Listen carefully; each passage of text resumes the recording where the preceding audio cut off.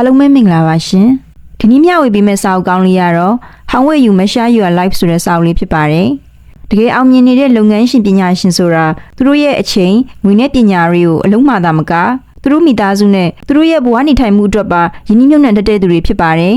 ်လုပ်ငန်းဝင်ပြင်ပအလုပ်တွေဖြစ်တဲ့ကလေးထိန်းကျောင်းတာမျိုးမိမိအိမ်တော်ဘက်ကိုထောက်ပံ့ပေးတာမျိုးဒါမှမဟုတ်ဂုဏ်သိက္ခာရှိရှိကိုယ့်ဘဝကိုပြိုးထောင်တာမျိုးစတဲ့အရာတွေအတွက်တာဝန်အပြည့်အဝယူတတ်မှသာကျမတို့မျှော်လင့်ထားတဲ့အတိုင်းအလုံးနဲ့ဘဝကိုဟန်ချက်ညီအောင်ဆောင်ရွက်နိုင်မှာဖြစ်ပါတယ်။ဒါမှသာတကယ်ပျော်ရွှင်မှုအရာသာကိုခံစားနိုင်မှာဖြစ်ပါတယ်။အလုံးနဲ့ဘဝမှာလူတွေကြာရှုံးရခြင်းရဲ့အဓိကအကြောင်းရင်းတွေကနံပါတ်1ချက်ကတော့အချက်လက်တွေပေါ်မှာအာရုံမထားပါနဲ့။စီးပွားရေးအဖွဲ့အစည်းတွေနဲ့လုပ်ငန်းတွေမှာအသုံးပြုနေတဲ့သဘောတရားတွေကိုကျမတို့ရဲ့ကိုယ်ပိုင်ဘဝတွေမှာလည်းအသုံးချနိုင်ပါတယ်။ theory ဆိုတာအခြေမြင့်မရှိတဲ့ပုံမြင်တွေမဟုတ်သလိုကျွမ်းကျင်အဆင့်ရရှိဖို့အသေးစိတ်လမ်းညွှန်ထားတာမျိုးလည်းမဟုတ်ပါဘူး။အယူဆတွေကိုအချိန်ချင်းစမ်းသပ်ပြီးသက်သေခိုင်ခိုင်မာမာရှိလာတဲ့အခါလူတွေကလက်ခံကျင့်သုံးနိုင်တဲ့ theory တွေအဖြစ်လူတွေကိုချက်ပြလာကြတဲ့အရာဖြစ်ပါတယ်။အကျိုးကြောင့်ဆက်နွယ်နေတဲ့ theory တွေကကျမတို့ရဲ့ဘဝကိုနားလည်အောင်ကူညီပေးနိုင်ပါတယ်။ဒီ theory တွေကိုအသုံးချပြီးလိုအပ်တဲ့ပြောင်းလဲမှုတွေလုပ်ရင်ကျမတို့လိုချင်တဲ့ဘဝနေထိုင်မှုပုံစံကိုပြိုးထောင်နိုင်ပါတယ်။ကျမတို့အနေနဲ့အကြောင်းတရားနဲ့အကျိုးတရားကိုတည်တည်ချာချာသိမယ်ဆိုရင်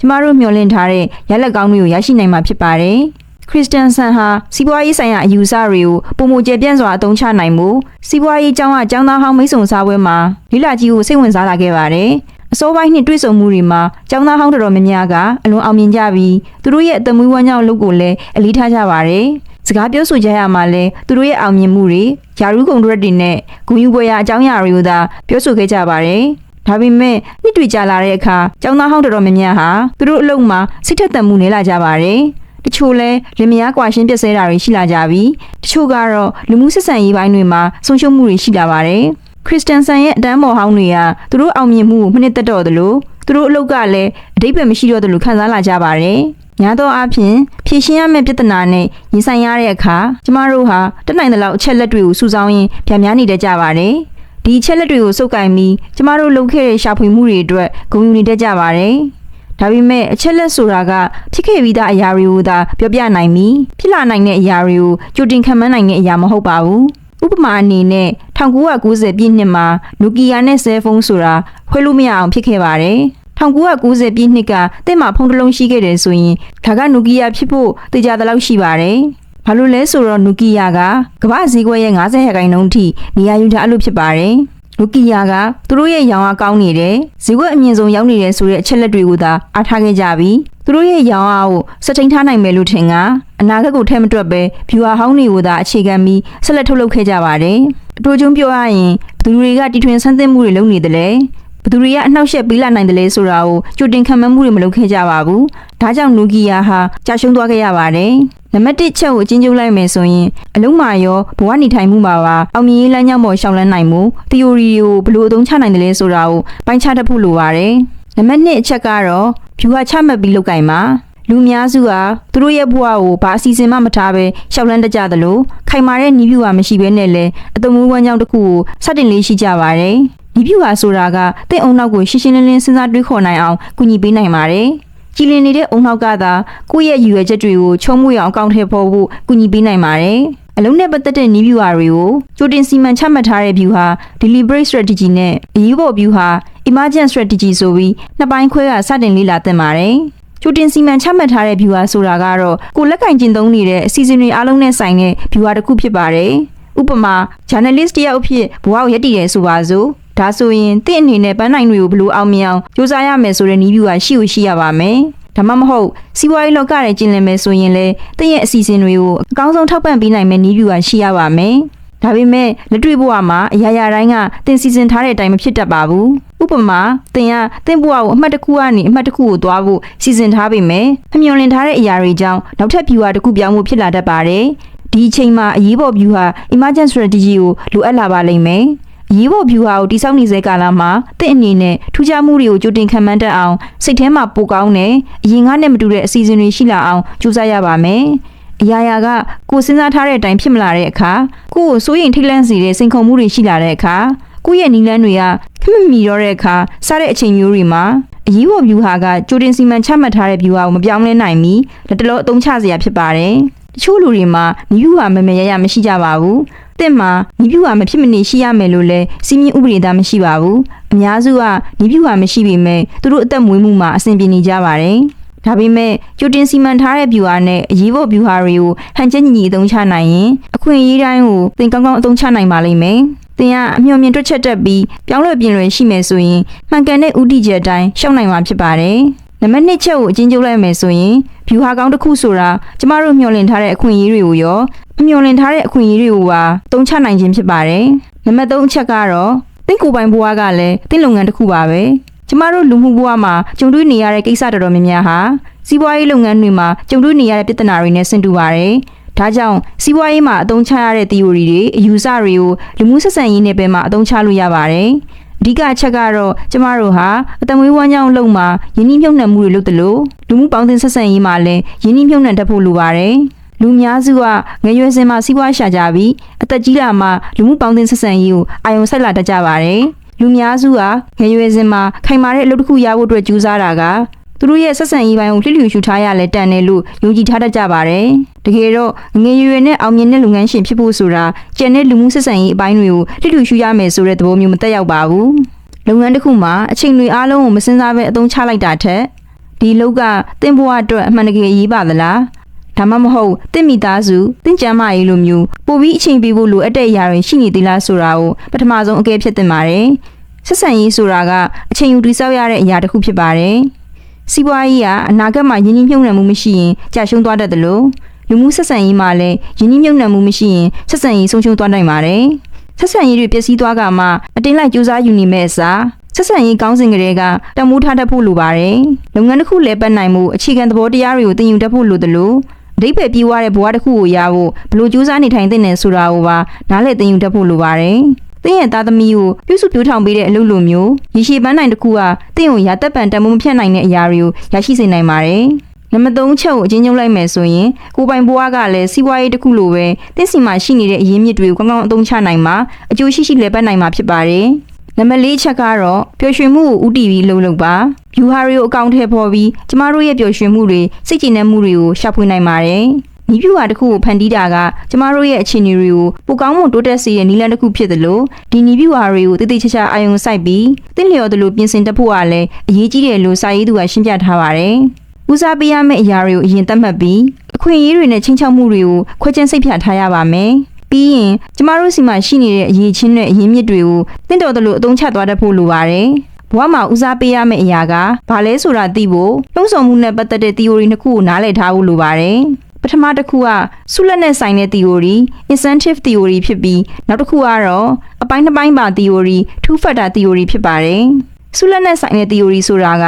လူတွေဟာမလုံးပေးလာတဲ့အခါပိုပြီးလောက်ကင်ခြင်းစိတ်ရှိတယ်ဆိုတာကိုပြတဲ့ theory တစ်ခုဖြစ်ပါတယ်မိဘတွေကအတန်းထဲမှာအဆင့်ကောင်းကောင်းရဖို့သားသမီးတွေကိုစုငွေချပြီးမလုံးပေးတတ်ကြပါတယ်ဒါပေမဲ့မလုံးပေးပြီးစူးစမ်းခြင်းစိတ်ဖြစ်အောင်လှုံ့ဆော်ပေးတာကကလေးတို့ရဲ့စိတ်အားထက်သန်မှုကိုရေရှည်ထိန်းထားပေးနိုင်မှာမဟုတ်ပါဘူ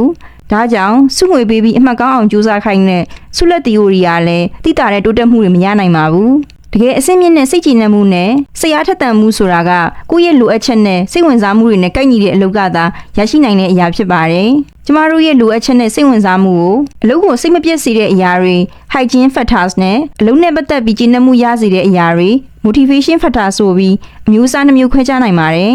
်အလုပ်ကိုစိတ်မပြတ်စေတဲ့အရာတွေမှာစီမံခန့်ခွဲမှုတွေနစ်နာကြီးတွေလုပ်ငန်းဝင်လုံခြုံမှုတွေပတ်ဝန်းကျင်နဲ့မူဝါဒတွေစတဲ့အချက်လက်တွေအားလုံးပါဝင်ပါတယ်ဒီအချက်လက်ထဲကတစ်ခုခုအများတင်နဲ့မကိုက်ညီဘူးဆိုရင်အလုံးမှာမပျော်ရွှင်နိုင်တော့ပါဘူးဒါပေမဲ့ဒီအခြေအနေတွေပိုပြီးကောင်းမွန်အောင်လုပ်ပေးလို့တင်ပို့ပြီးပျော်ရွှင်လာမှာတော့မဟုတ်ပါဘူးဒါကြောင့်ပျော်ရွှင်မှုရဲ့အဖြေကအလုံးနဲ့ပတ်သက်တဲ့ကြည်နက်မှုရစေတဲ့အရာတွေ motivation factor ပေါ်မှာမူတည်နေပါတယ်အလုံးနဲ့ပတ်သက်ပြီးကြည်နက်မှုရစေတဲ့အရာတွေကတော့အတိမတ်ပြုမှုတာဝန်ယူမှုစိန်ခေါ်မှုတွေနဲ့ပုဂ္ဂိုလ်ရေးဆိုင်ရာတိုးတက်မှုတွေနဲ့သက်ဆိုင်ပါတယ်ဉာဏ်ရည်ဉာဏ်သွေးကိုလှုံ့ဆော်ပေးနိုင်တဲ့အလုပ်ဖြစ်ပေမဲ့စီမံခန့်ခွဲမှုတွေကတင့်ကိုဝင်ပြီးနေစေတယ်ဆိုရင်လည်းစိတ်ကြည်နက်မှုအပြည့်အဝမရနိုင်ပါဘူးဒါကြောင့် hygiene factors နဲ့ motivation factors ကိုပေါင်းစပ်အသုံးချနိုင်မှုအရေးကြီးပါတယ်နံပါတ်4ချက်ကိုအချင်းကျုပ်လိုက်မယ်ဆိုရင်တကယ်စိတ်အားထက်သန်မှုဆိုတာသင်ကိုယ်တိုင်အယူဆတွေးခေါ်တွေကိုနားလည်အောင်ကြိုးစားပြီးဟန်ချက်ညီအောင်သုံးချနိုင်မှသာရရှိနိုင်မှာဖြစ်ပါတယ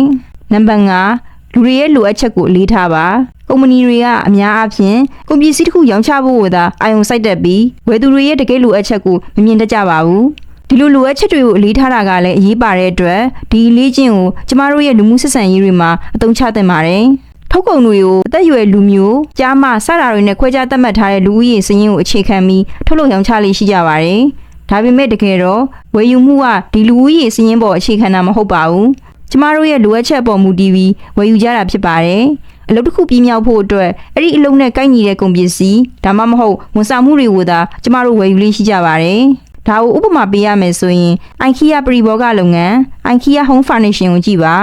သူတို့တွေကခင်းကျင်းမှုလိုအပ်တဲ့နေရာတွေကိုအမြန်ဆန်ဆန်နဲ့အဆင်ပြေပြေဖြစ်အောင်တိတိကျကျလှုပ်ဆောင်ပေးကြပြီးငွေသိမ့်မကုန်ပဲအခန်းနေရာကျအောင်ပြင်ဆင်ပုံကိုလည်းပြထားပါသေးတယ်ဒီလိုလုပ်နိုင်မှုကတိတ်လွယ်ကူလာတာတော့မဟုတ်ပါဘူးပထမအဆင့်ကလိုအပ်ချက်ကိုလေ့လာတတ်ဖို့နဲ့စာနာစိတ်ရှိဖို့လိုပြီးတခြားလူတွေရဲ့လိုအပ်ချက်နဲ့လူချင်းမှုတွေကိုအကဲဖြတ်တတ်ဖို့လည်းလိုပါတယ်ပြီးတော့ခက်မှန်းတာထက်အမှန်တကယ်နားလည်အောင်ကြိုးစားသင့်ပါတယ်ဆက်ဆံရေးတိုင်းကပေးဆက်မှုလိုအပ်တာကြောင့်ညှိနှိုင်းတတ်ဖို့သာမကဆွလွန်တတ်ဖို့လည်းပြင်ဆင်ထားသင့်ပါတယ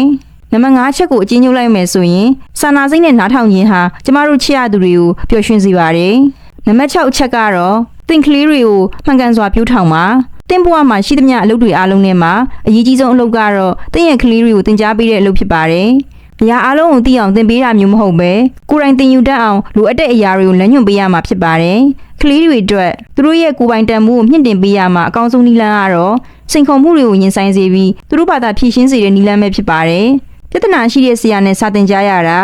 ာအကစားအသစ်တစ်ခုနဲ့နှပန်းလုံးနေရတာအနိုင်ကြီးခံရတဲ့ကိစ္စကိုညှိနှိုင်းဖြေရှင်းတာစတဲ့စိန်ခေါ်မှုတွေကိုကိုယ်တိုင်ဖြေရှင်းတတ်ပါစေ။ကလေးတွေကိုငယ်စဉ်ကတည်းကပြဿနာတွေနဲ့ရင်ဆိုင်ဖြေရှင်းစီတာကကိုတန်မိုးထားတတ်တဲ့စိတ်ကိုကောင်းမွန်တဲ့နည်းလမ်းနဲ့တိုးတက်လာစေပါတယ်။ကလေးတွေကိုသူတို့ရည်မှန်းချက်အတိုင်းရှောက်ခွင့်ပေးဖို့တွန်းဆုံနေတာသူတို့ကအမှားတွေလုပ်မိမှဆိုလို့အရာရာတားဆီးပိတ်ပင်နေမိတာမျိုးတွေသင်လုပ်တတ်ပါတယ်။တကယ်တော့မလုပ်သင့်ပါဘူး။သင်သားသမီးတွေကိုကြာရှုံးခွင့်ပေးသင့်ပါတယ်။မိဘတွေအနေနဲ့သားသမီးတွေရဲ့အမှားကိုလိုက်လံဖြေရှင်းပေးတာမျိုးမလုပ်ပ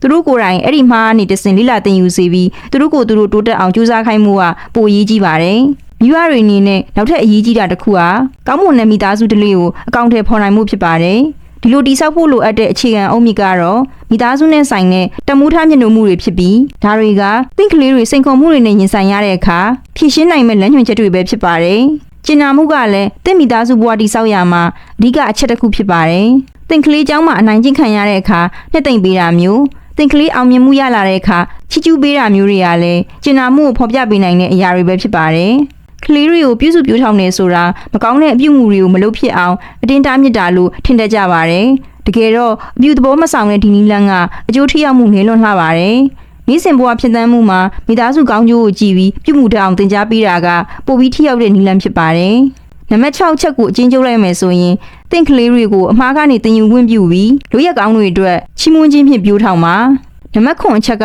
တော့တိုးတက်အောင်မြဲလုပ်နေပါကျမတို့ဟာတခါတရံကိစ္စတစ်ခုကိုထပ်ပြီးတိုးတက်အောင်လုပ်နေလဲရလက်ကတိတ်မထူးခြားနိုင်တော့ဘူးဆိုတဲ့အတွေ့ marginal thinking တွေ့တတ်ကြပါတယ်အဲ့လိုအတွေ့ကအနည်းပေးနိုင်နေဆိုတာကို DVD ငှားကုမ္ပဏီတစ်ခုဖြစ်တဲ့ Blockbuster ကဥပမာဖြစ်ပါတယ်